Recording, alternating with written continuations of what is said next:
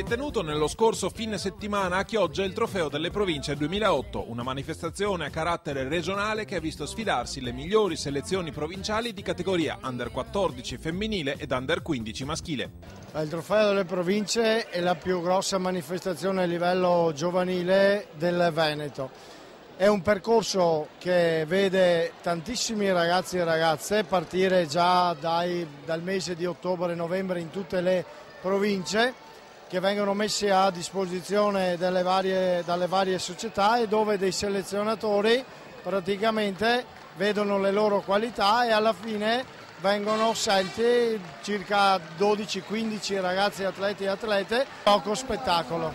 Ad ospitare la manifestazione è stata la città di Chioggia con le locali società dell'Arbas, la ICS, la Libertas ed il Volley Sottomarina Chioggia. Certo, la città di Chioggia è sempre stata una città disponibile a qualsiasi diciamo sia di sport sia di cultura sia qualsiasi genere, ospitare non solo. Italiana quest'anno si gioca a Chioggia, una serie di palestre coinvolte e poi per la finale qui al Pallasport, dove gioca anche la massima categoria neopromossa in Serie B2 del Volley Sottomarina Chioggia. In campo maschile si sono sfidate in finale Vicenza e Venezia. La vittoria di Vicenza per 2-0 è stata netta. Sì, noi sapevamo che dovevamo far bene e soprattutto cercare di portare alto il nome della provincia di Vicenza e quindi siamo venuti qui per fare un buon torneo e cercare di fare il miglior risultato possibile.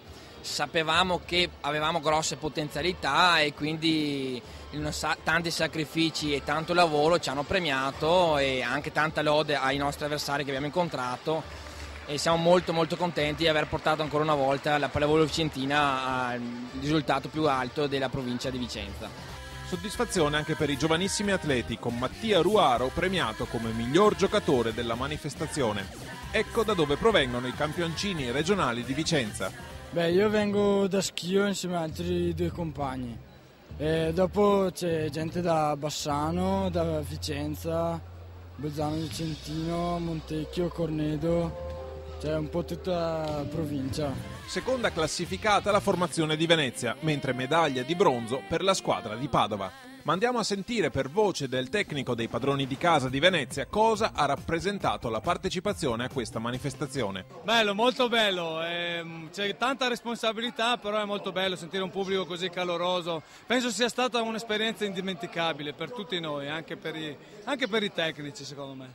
Pubblico assolutamente folto qui a Chioggia, presenti i massimi vertici federali. Da qui nascono i campioni che un giorno vedremo nelle massime categorie nazionali. Nonostante la giovane età, gli atleti hanno dimostrato di avere le idee ben chiare. Marco Zadro commenta così il secondo piazzamento di Venezia.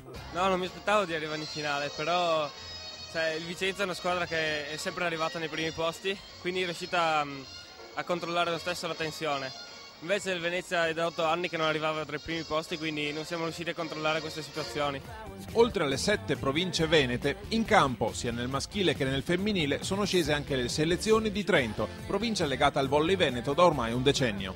Direi che è più che un gemellaggio con le province venete, perché noi abbiamo un rapporto con il Veneto e con il Friuli molto stabile all'interno della collaborazione del Triveneto. Noi abbiamo anche campionati regionali che hanno una coppa in comune, abbiamo attività per i giudici e molte altre iniziative. È veramente una collaborazione stretta che va a vantaggio, direi, soprattutto del Trentino in questo caso. In campo femminile la finale si è giocata fra Treviso e Venezia. Gara combattuta con la formazione della Marca vincitrice sulle veneziane per 2-1. Abbiamo gente dell'Istrana, gente dell'Aurora, della Spes, datemi una mano, non voglio dimenticare nessuno.